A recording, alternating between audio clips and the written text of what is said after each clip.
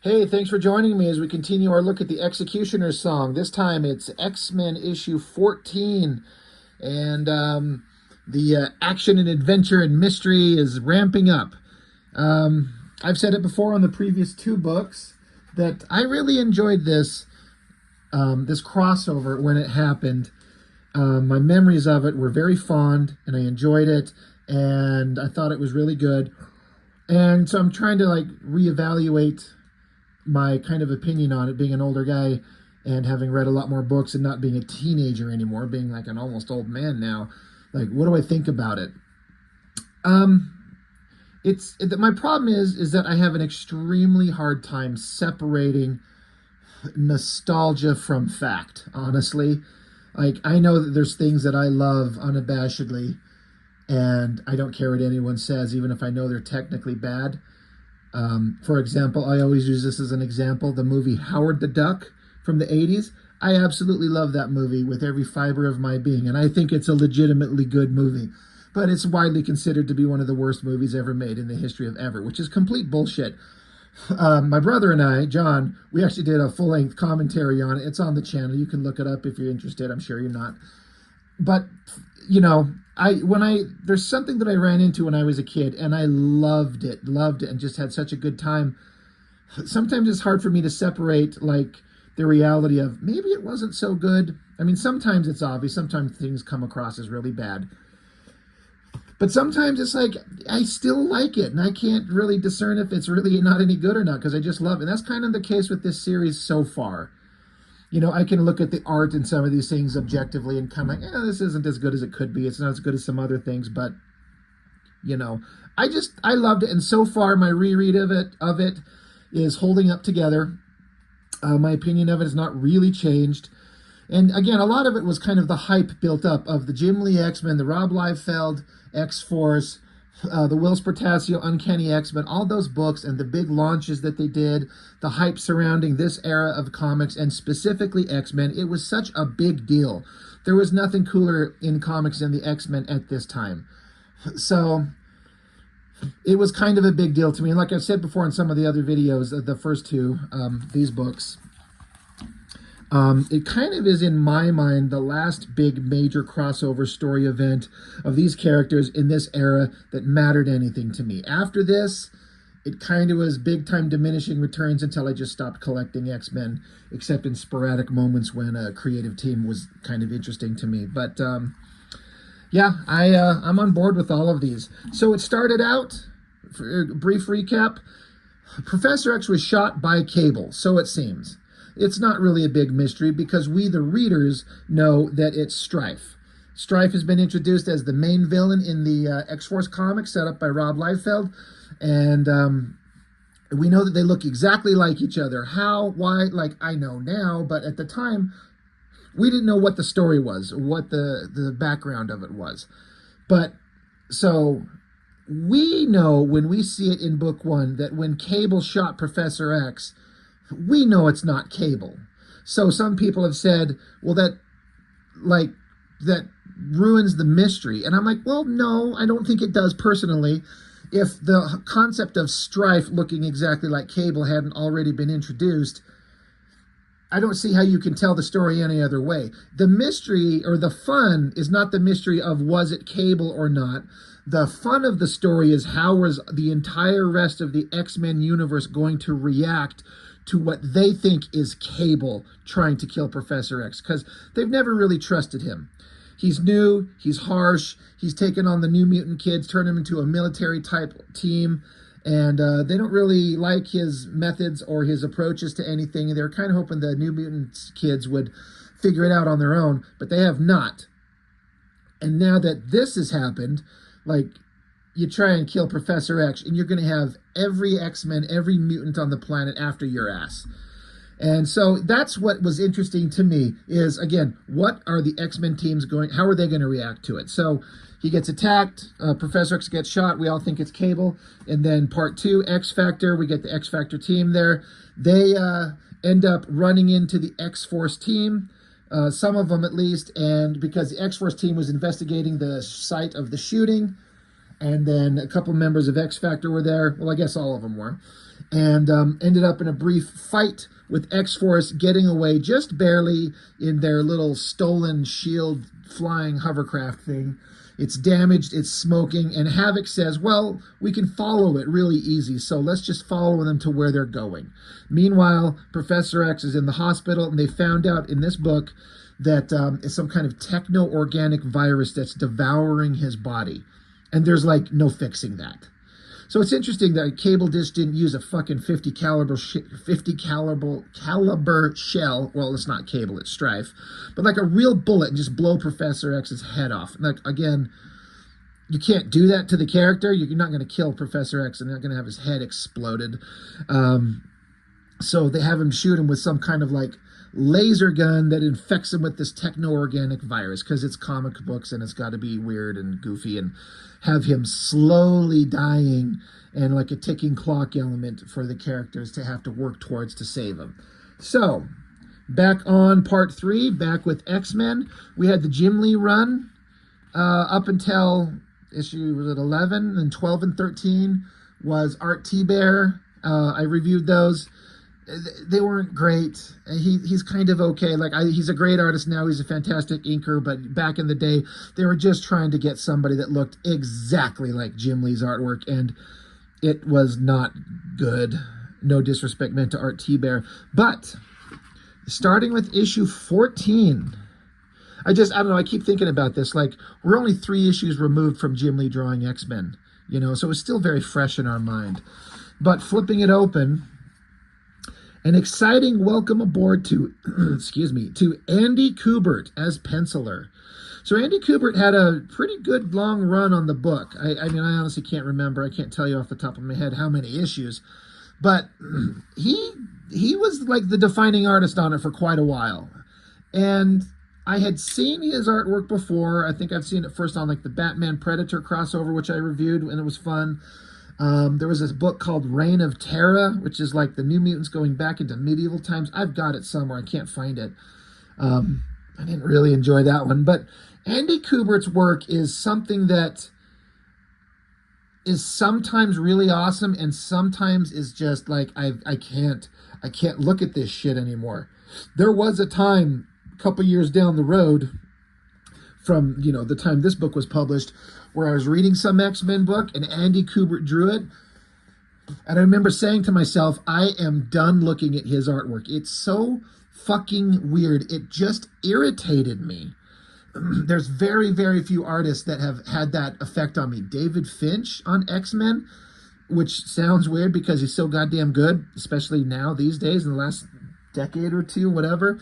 But he had this era where I'm just like, I can't look at this shit anymore. And Andy Kubert was one of those guys. I just remember just going like, I'm done. I'm not reading another book that Andy Kubert draws. I can't stand his shit. I don't know what changed. Weird facial structures, slanty eyes, weird mouth shapes, crazy weird angles. It just throw me off and I don't like it. I think his brother Adam Kubert's a little bit better. And when I say a little bit, I mean actually a lot.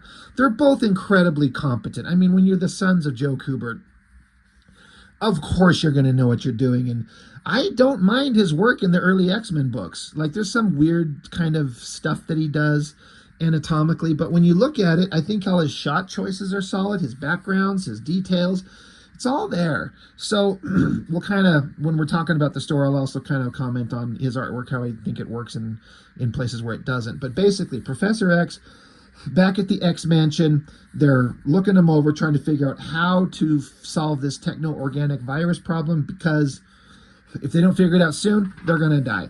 There's this interesting moment in here that I get why, as a story element, they did it this way, but logically it makes no sense, and it has to do with when all these characters that exist in the Marvel Universe, the access to resources of other superpowered beings is almost infinite in a way. And you know these characters would interact with each other on a grander basis. But this is an X-Men book, so they're trying to keep it to X-Men characters. But I think this is Val Cooper right here from X Factor. And she says, should we call in any outside help? Reed Richards, maybe? Hank Pym? And Storm says, if Moira McTaggart and Beast cannot handle Charles spreading illness, I'm afraid no one can. Look, I don't know why they think Moira McTaggart is this brilliant scientist girl. I didn't know that she was ever that smart. I guess I don't know. And Beast is one of the smartest guys in the Marvel Universe, yes. But there's no one smarter than Reed Richards. And if your mentor is dying and you don't have a solution, you call fucking Mr. Fantastic from the Fantastic Four and beg his ass to stretch over to the X-Mansion immediately and offer up his infinite wisdom, his infinite technologies.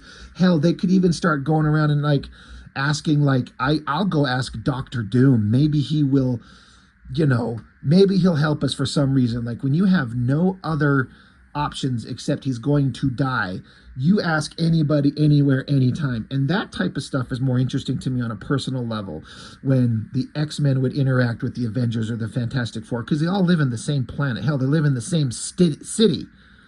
But it's an X-Men comic, not a crossover with the Fantastic Four, so they just give a bullshit excuse. They're like, hey, if they can't figure it out, no one can. Beast, you're smart. You're not Reed Richards smart. Maybe there's a magical solution. Call Doctor Strange. Call Tony Stark. Fucking techno-organic virus technology. Get Tony Stark in there. Like, the possibilities are multiple. Anyway, it's just a random thought that I had. I get why they didn't do it. Anyway, and Beast is like, yeah, thanks for your vote of confidence, but we're not getting anywhere. And so, like, well, is it not the same as the one you've encountered with Apocalypse? He's like, yeah, kind of. But every time you find a way to fix something, the virus just changes and keeps altering itself and continues devouring his body. So the team is like, well, what do we tell the rest of our, fellow mutant X-Men? And they're like, tell them the truth. He's alive, but we better find a cure quickly. So back in the mansion, we got the entirety of X-Factor combined with a big chunk of the X-Men. So roll call: Gambit, Rogue, Jubilee, Wolverine, Quicksilver, Iceman, Madrox, Rain, Colossus, Polaris, Strong Guy, Psylocke, Archangel, and Bishop. And they're like, well, what the fuck is going on? She's like, he's alive, and they're trying to find a solution, and we hope that we can come up with one soon. So Havoc's like, the way that we can save him is to find Cable. And Colossus points out, remember, Scott and, Cyclops and Jean Grey, they were kidnapped by the Horsemen of Apocalypse in issue 1, and then followed up on in issue 2. So Iceman's like, well, then we divide into two groups. One group goes after Cable. The other group goes to search out for Jean and Scott. Beast comes along and says, it's a good idea. I'm going to join the team with Archangel and Iceman, because Beast, Archangel, and Iceman together have had the most experience by far, probably than anybody, of dealing with Apocalypse, because he was a major villain in the X-Factor, the original team with the original 5 X-Men. So that makes sense. Beast is like, we know how to deal with them the most, so we'll go get Apocalypse. So like, okay. And so Quicksilver's going to go with them, and they're like, because Apocalypse's last known base was on the moon, and that's where the Inhumans are. So it's Quicksilver with his connection to that. He's going to go with that team. Bishop says he ain't going anywhere, and they're like, why? And he's like, he's mad because he did not defend Professor X from getting shot. He was supposed to provide security at the big concert that they were all at, and he feels like he personally failed. He was even voicing his concerns about the lack of adequate security at a place like that. And then, of course, the worst happened. So he's like, I'm staying here. I'm going to try and protect the professor. Everyone else can go fuck yourselves. And Bishop needs to learn some trigger discipline. You don't need to pull out your big giant gun and start pointing it around with your hand on the trigger, because, like, for real, these are your friends. I know it's just supposed to be a crazy pose that, Adam Kubert wanted to draw something silly. This is a weird pose. Like, it's energetic and weird, but like his positioning is odd. It's just goofy. It's just kind of how Adam Kubert works. Anyway, 2 separate jets take off in 2 different directions. Meanwhile, we found out in the last book that the Horsemen of Apocalypse delivered the bodies, the unconscious bodies of Cyclops and Jean Grey, to what they thought was Apocalypse, but then they take off and you find out it's Sinister. It's Mr. Sinister impersonating Apocalypse to the Horsemen just because they could get the job done. So now they're here. The Mutant Liberation Front is here to meet up with Sinister. He sneaks up on him and he's like, look, I've got Jean Grey and Scott, you want them, and your employer is supposed to have something for me. So Sinister captured these two for Strife, and Strife is supposed to have something for Sinister. So there's an exchange going on. You know, this is all kind of the same kind of Adam Kubert, like weird proportions and goofy faces, weird body angles, but it also kind of works. I like it, but it's also weird. It's not my favorite, but I'm into it. It's a weird thing. I don't know how to explain it. But Sinister's like, yeah, I got them, but if you want them, you got something for me. So then Zero appears out of one of his portals. He's got some kind of container. They exchange, and Sinister's saying, good riddance to you all, for I've received the better end of this bargain by far. I now have a piece of the future, and with it I shall shake the ever-shifting foundations of mutant kind forevermore. Can anybody remind me what the fuck this was? I was like, is this the legacy virus? But I thought Strife unleashed the legacy virus, which ends up killing a bunch of mutants. So it's not Sinister, right? So what is this? Can somebody remind me? Back with X-Force. They're in that ship, like I said, they fought X-Factor and it got blasted and it's falling out of the sky. They're like, we're going down, we're going to crash. We're lucky we made it this far. So they're like, Richter, get up on the roof right here. And this is a good shot. I feel like a lot of turbulence and energy and of like the ship going down and it's burning. And Richter's going to use his vibration wave powers to cushion their landing. So, sorry, I'm just, every time I pass one of these, I'm like, always kind of interested to see what's listed to kind of put it in an era. Pit's coming out. Wetworks, probably not coming out for a long time. Spawn number 6 is advertised, so it kind of gives you an idea of where we're at. But anyway, so Richter uses his vibration powers, which ends up looking like shooting fucking lasers from his hands. I actually don't care about the weird kind of coloring choice. I don't think Richter's powers ever looked like this, but it's Adam Kubert going to town to make it look dynamic and interesting. I feel like I should mention, I forgot to, Mark Pennington as inker. I think I really like his inks. I feel like they're really sharp and complement kind of the organic nature of Andy Kubert's work, which kind of is similar-ish to his dad's work. And I'm not an expert on Joe Kubert by any means. I have seen a lot of his work, but I'm not like, I'm no one that can really speak on it. But he's got a very naturalistic, organic style. It's not really a sharp, razor, crisp, clean ink line. It's a very organic line. And Andy has kind of a look like that in his pencils. And Mark Pennington, I think, does a good job on the inks. You know, he's good. Anyway, vibration powers that look like lasers soften the landing of the ship. It comes to a crash, and Boomer's like, yeah, the ship is fucked, and we're fucked, and we're all fucked, and Cannonball's like, Cannibal? Wouldn't that be a great name for him? Cannibal instead of Cannonball? Anyway, sorry, tangent. He's like, well, let's hope that our homies come find us first before the rest of the X-Men show up, because if they show up, we're fucked. Speaking of fucking, just waste some time, Boomer and Cannonball, get it on. Anyway, back in Egypt, the Dark Riders, these were a bunch of creepy villain things that were in the X-Factor issues drawn by Will Spertasio. He made them look really badass. They look kind of okay here. They look kind of complicated to draw. I wonder if that was a pain in the ass. They're kind of cool looking, but they don't look as awesome as when Spertasio was drawing him in X-Factor. But they're raising Apocalypse from death, and as far as I understand it, everyone thought that Apocalypse was dead, but of course Apocalypse is forever. But he's pissed off that he's being awoken because he's not finished from his, like, I don't know, he wasn't ready to be risen from the grave yet. He was growing and maturing like a larva turning into a fucking butterfly. He's like, I am not beautiful yet. But like, dude, but something big has happened. Apocalypse is pissed and starts choking out. I'm trying to remember this fucker's name. Foxbat, I think. He's pissed off, but then one of his other guys is like, dude, shit's going on. Like, this is a big deal. Cyclops and Jean Grey have kidnapped, and it was done by the horsemen of Apocalypse in your name. And he's like, oh, that intrigues Apocalypse. He's pissed. Anyway, back with the X-Jet. They're flying. There's a lot of words we're not going to worry about. But they're trying to track him down. And Psylocke saying, like, Cerebro has picked them up. They stopped somewhere in Texas, but we can't detect them now. And Rogue saying, well, the professor thought that, Cable kind of developed some kind of technology that blocked Cerebro's scanners. And so Havoc says something interesting here. I like that it shows that Havoc is smart. I mean, they're all kind of smart, but they're all kind of pissed. But Havoc's like, he's like, why do I get the feeling that the kids in X-Force have nothing to do with the agenda Cable has established?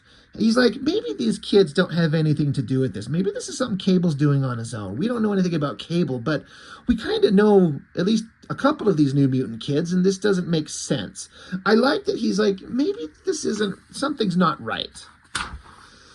And so, elsewhere, Gambit and Rain are having a conversation, and Rain's like, I don't agree with you, Gambit. The ends can never justify the means, that if the methods taken to get to that place are unethical. And so Gambit says, hard times require hard methods, right? And she says, that's easier said than done. And so Gambit says, and they have this written in like bullshit Cajun dialect, which is just aggravating to read. I've never liked it, but I get why they do it, but I don't like it. So when he says sherry or, in de time they been together, I'm not going to read it anything like that. I'm not going to read it like Channing Tatum. But he basically says, come on, what exactly has X-Force done in the time that they've been together that's so different than what we do? He's like, come on, like, be for real. And she's like, Cable shot the professor and you're defending him? And Gambit says, I'm just separating the soldiers from the generals. Which is fair. He's like, there's people in charge, and then there's the soldiers that follow him, and they're always not necessarily doing the same thing, just like Havoc was talking about. So I like that Gambit was having this thought of like, one, what has X-Force done that's so different than anything the X-Men have ever done? Like, come on, be fucking for real. And even if Cable did something fucked up, that doesn't mean the kids are in on it. So then Polaris is like, I wonder how soldiers could let the general turn them this cold, this hard. They're like, it's a shame that these kids are now such rigid soldiers under the, the leadership of Cable. And Wolverine from off panel, he says, maybe it ain't Cable that's turned him this way. Maybe it's just the way of the world. Maybe the dream is dead and we should all stop pretending it ain't and accept the fact we're living in a nightmare. So Wolverine being like a Debbie Downer, but, speaking some truth, that's a pretty solid drawing of Wolverine. I dig it. And so they're having philosophical conversations about the nature of their existence and what's going on and who's doing what and why and what and how. And I appreciate it. Sometimes the X-Men books can drone on and on and on about shit, and they have these long conversations. But I feel like these were kind of appropriate to the situation. I kind of dig it. Anyway, Havoc's like, okay, everyone shut the fuck up. We're getting near to where X-Force is. Everyone get ready. We're going to go track these kids down and find them. So, meanwhile, in orbit of Earth, in a place that we haven't really seen yet, this place actually gets revealed in its entirety after this crossover in X-Force. This giant space station that Cable has orbiting Earth is pretty fucking awesome. I always thought it was really cool. But he appears. I'm sorry, I can't remember where the hell or what he was doing last time we saw Cable, and he disappeared. He does a time rip, and he shows up, and these trips really kick his ass. He's like, oh God, this sucks. Anyway, he gets a read on how long he's been gone. And so he's basically been missing for 11 months, so almost a year, which doesn't line up with the previous X-Force comics. I've talked about this a lot. The books went on from like issue 5 to issue fucking 15 with the storyline that only took place over a couple of days. But now Cable's been gone. He says, 26 days your time, Professor is the name of the computer system. 26 days your time, 11 months mine. And so it's almost a year. Like, it doesn't jive with the time frame of the comics. Cable wasn't gone that long. Anyway, but he's like, God, you have no idea how hard it's gotten to survive tomorrow. So Um, yeah, he's saying that he was gone a long time, and the computer system says you often do not need to leave this temporal zone in order to effect repairs, Nathan. And Cable says, maybe not for the body, Professor, but sometimes I need to go to effect repairs to the mind. And so the computer's like, I understand, perspective, relaxation. So Cable's like, anyway, fill me in and what's going on.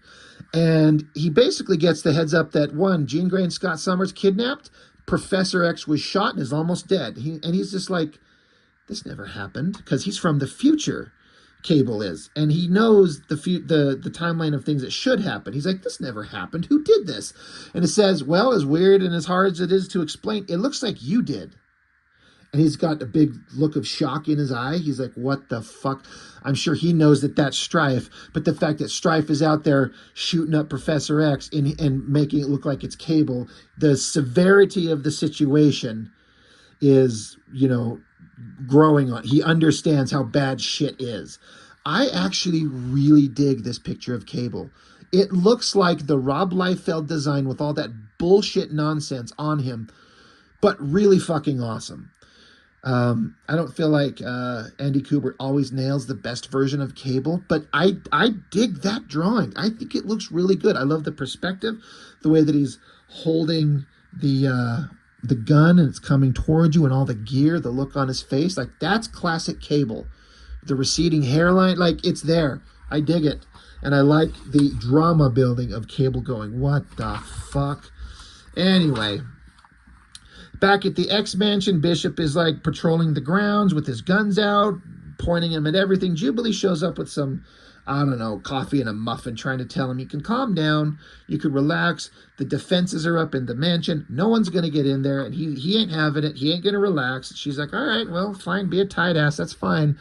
But, have a good time. And so he takes a drink of the coffee or whatever the fuck, hot chocolate, I don't know. And he's like, hey, that's awesome. It actually tastes good. Kid, thanks. And she's like, yeah, no problem. Suddenly the alarms go off. Someone's inside the mansion. It should be impossible. And so he's like, how in the hell does that happen? Somebody's inside. So he's pissed off. He's running.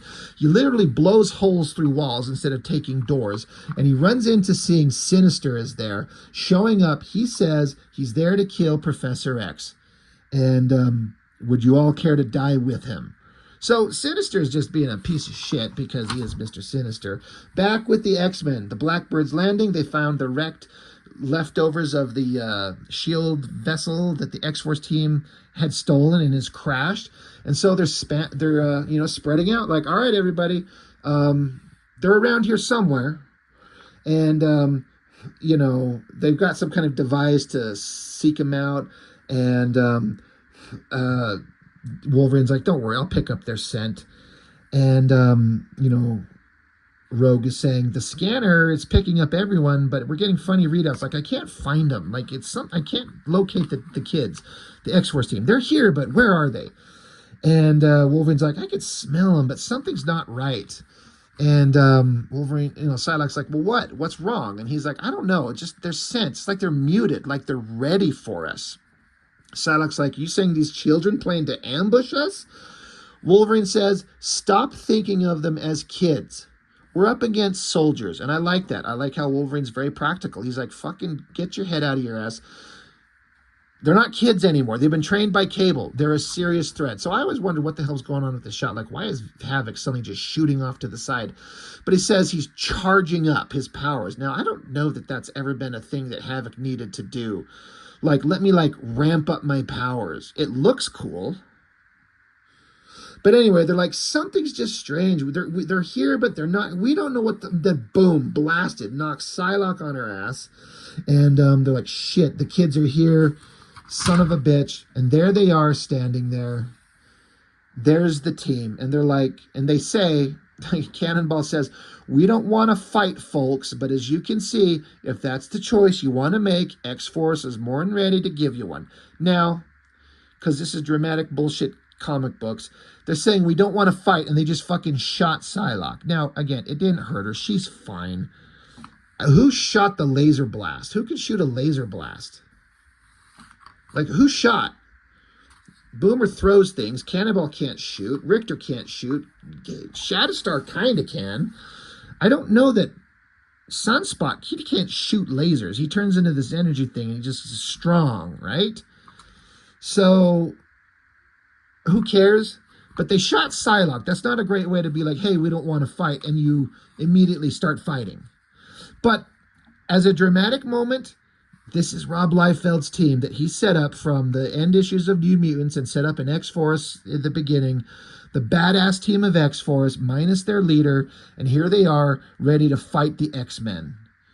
I was just so on board with this story. I was into these teams. I was into these characters. You like them all. You don't want to see good guys fighting good guys, but you get why this situation is happening. So I was on board. Oh my God, I couldn't wait. X-Force number 16 will be part 4. And it's good stuff, and we'll get into it. But yeah, I continue to enjoy this run. I feel like in some of the comments on the previous books, some people said that this was one of the ones they disliked the most. It was too convoluted, all this shit with Cable and Strife, and they weren't interested in it. Some of the fans, because it's like the X-Men universe, you know, Chris Claremont's gone, and it's going off in this new direction, and it's just not the same as it used to be. It's becoming kind of a new thing, and I get it. It's different, but for me, I'm with it. I'm here for it, and I'm enjoying the hell out of it. And Andy Kubert, I know I was talking how he eventually reached a point where I actually actively chose to avoid his work because it bugged the shit out of me. But to start, I'm on board. I'm here. I like it. It's pretty damn good. Is he even drawing anything anymore? What does Andy Kubert do these days? It'd be interesting to see a comic drawn by him now and see what he's like. I don't know that I've seen any of his modern comic work in decades, just because I haven't sought it out. I'm actually kind of interested. Anyway, that's all I've got. X-Men issue 14, X-cutioner's Song part 3. I'm digging it. I'm loving it. And you are too. You know you are. Don't act like you're not. That's all I've got for now. Thank you for watching. I'll see you next time.